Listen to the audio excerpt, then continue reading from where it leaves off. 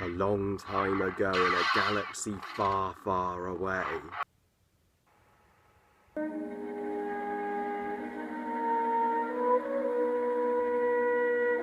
Star Wars Episode 4 A New Hope, or just Star Wars, as it was just titled Star Wars back when it was released in 1977, but after the film's success, George Lucas announced it would be a 6-part saga, so he retitled it as the 4th chapter, A New Hope. And I don't mind calling it A New Hope. If Star Wars is now a 9-part saga, it makes sense to call it A New Hope. If it was just called Star Wars now, it would be a bit weird. So, well guys, we finally reviewed all the prequels, which I surprisingly liked and defended, even Episode 1 and 2. I even gave Revenge of the Sith a rave review, but none of the prequels, of course, guys, as we all know, can compare to the majesty and the magic and wonder of the original Star Wars trilogy, one of the greatest cinematic trilogies ever made.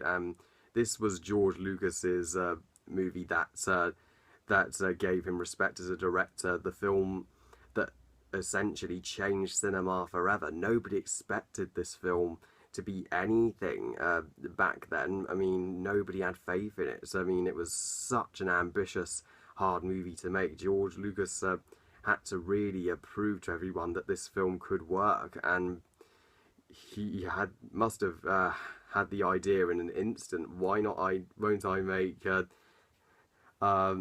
a space opera for boys with laser swords, with a power called the Force? Why not? So it's a brilliant idea.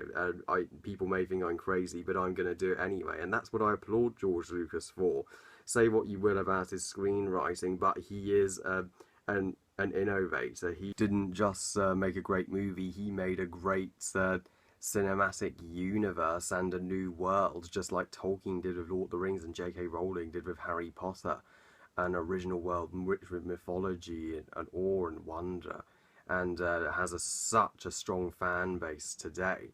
And who would have thought when this film came out that not only would it be the highest grossing film of all time back then, but it would lead to prequels and spin-off cartoon shows and merchandise galore. And the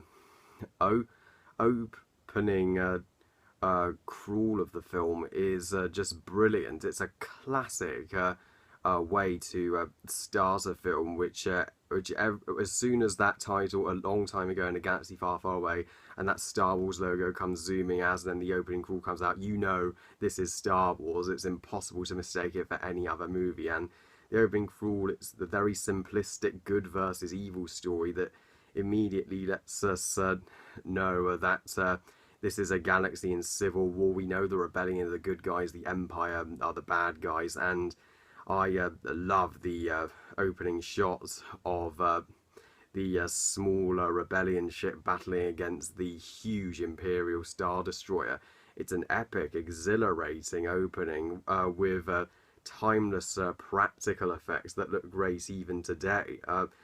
Yeah, thank God The Force Awakens brought back the practical and real effects back to Star Wars. This is how the prequels should have been made.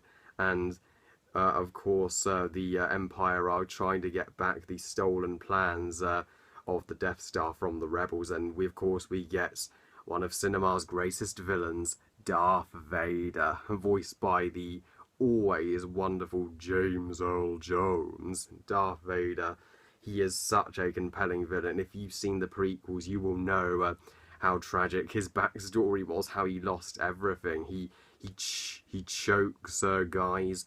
He even kills his own men. He does not take shit from anybody. He has such a badass design and voice. And when he captures Leia, played by the brilliant Carrie Fisher, she is consistently brilliant throughout all 4 films she's in. I always wondered, how did Darth Vader not recognize his own daughter? How did he not sense that she had the Force just like him? And when 3PO and R2 carry the Death Star plans to Tatooine, the shitty desert planet that everybody wants to get off. It's such a brilliant original way to open a film with two droids walking through the deserts, which again adds to the mystery of what was going to happen. And 3PO and R2, I love them. They are both classic characters. Anthony Daniels and Kenny Baker both work brilliantly together, and they are interestingly the only Star Wars characters who will appear in all 9 films, and they deserve to. They are so much fun. They provide the much needed heart of the Star Wars movies. And then, of course, 3PO and R2 get sold to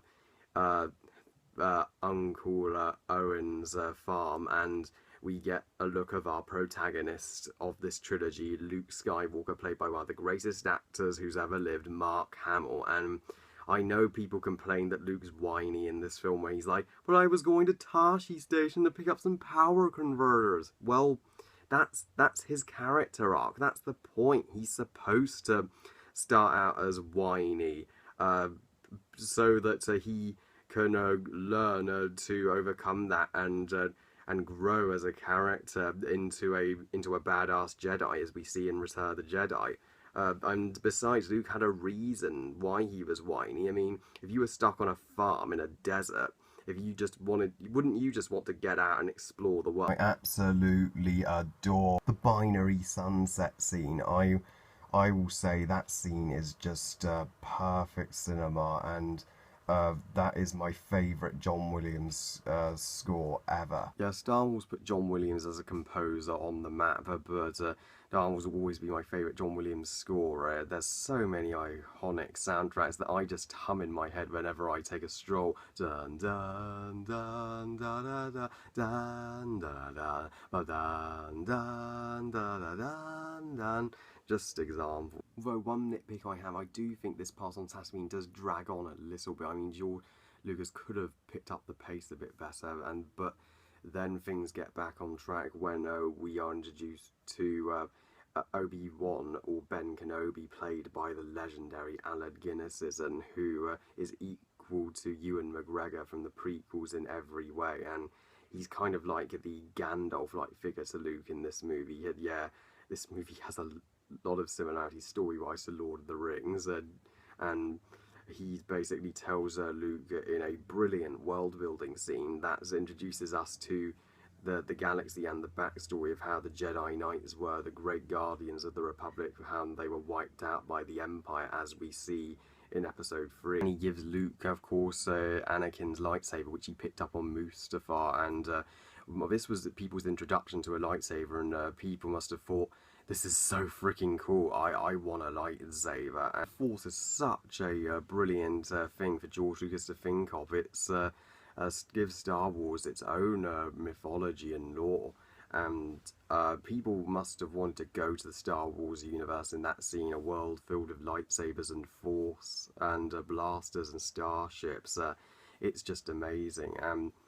When Luke does go home, the moment where he sees his aunt and uncle being murdered, it's such a brutal, devastating moment. He's lost everything, and that really raises the stakes and makes you realise the Empire need to be stopped. That moment matured him and changed him forever, so he goes with Obi-Wan to Mos Eisley, and it's funny how he Jedi mind tricks the stormtroopers who are still looking for the plans. The Mos Eisley Cantina scene are one of the most timeless Star Wars scenes. It's great seeing all these creatures and gangsters in this bar, and that classic music, dun dun dun dun dun dun dun dun. Oh, it's just brilliant. When I know people debate on who shot first, Han or Greedo. Han did. That's who, and that's all that needs to be said about that part. And Han Solo and Chewbacca are just, they are brilliant. Han Solo starts out as a dick who only cares about money because he's got to pay off Jabba to save his ass. But again, that was the point of him. He had to learn by having these new friends to become a better person. And deep down, he does have a heart. And Chewie is just adorable. He's a big old softie for a Wookiee. The Millennium Falcon as well, the coolest ships ever. It really is so. Meanwhile, poor Leia really suffers on the Death Star. It just shows what a formidable threat the Empire constantly pose, particularly throughout this film when Empire Strikes Back, when they threaten to blow up Leia's world with the Death Star.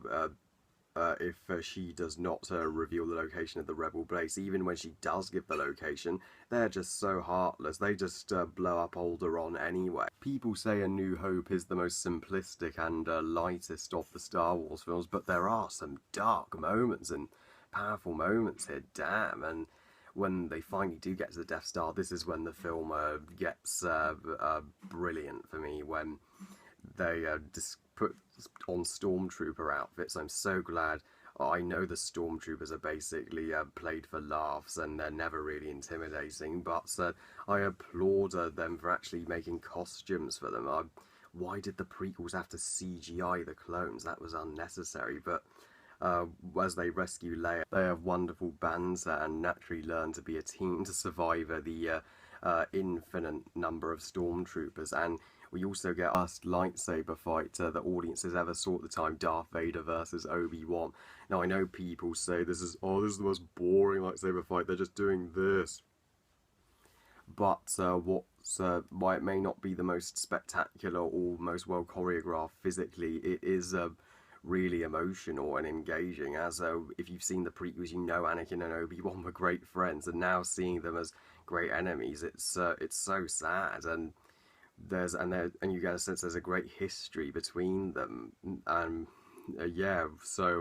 what it lacked in spectacle, it made up for story and character wise. And the moment Darth Vader just cuts down Obi-Wan and Luke he's devastated. He's just lost the one man that saved him and changed his life, and now Luke has to really grow up and really live up to Obi-Wan's legacy. The audience are sad to see him go too, because we spent 4 films with this guy, if you've seen the prequels, and we've just lost a beloved character, and it makes us hate Darth Vader even more. And when the rebellion finally meet up with our Skywalker clan, Luke and a team of rebel fighters go to, now that they have the plans, they know the Death Star's weakness, an exhaust port,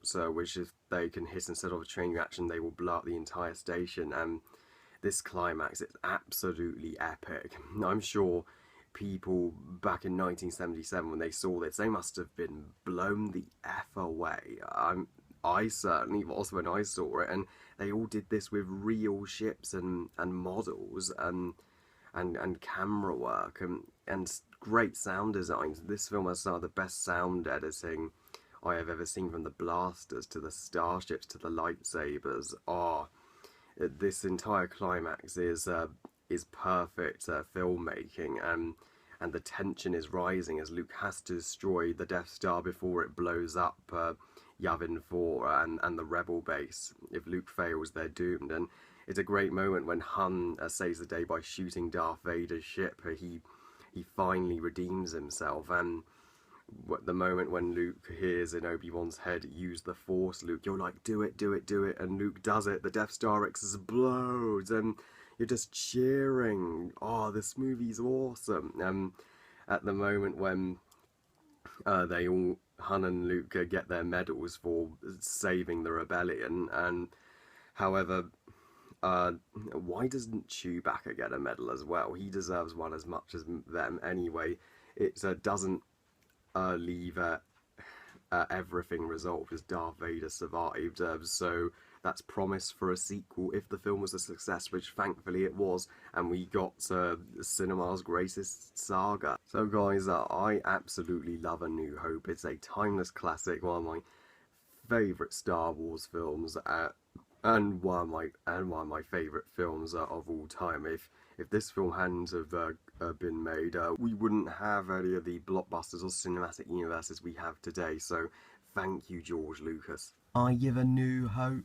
5 stars out of 5. Well, I love you guys. Thank you for watching. I hope you guys enjoyed this review. And don't be sure to check out my prequel reviews if you haven't. And what do you think of A New Hope? Please comment and let me know. Please like this video and subscribe if you want us. And on Google Plus. And stay tuned for my Empire Strikes Back review. I'll see you then. Bye.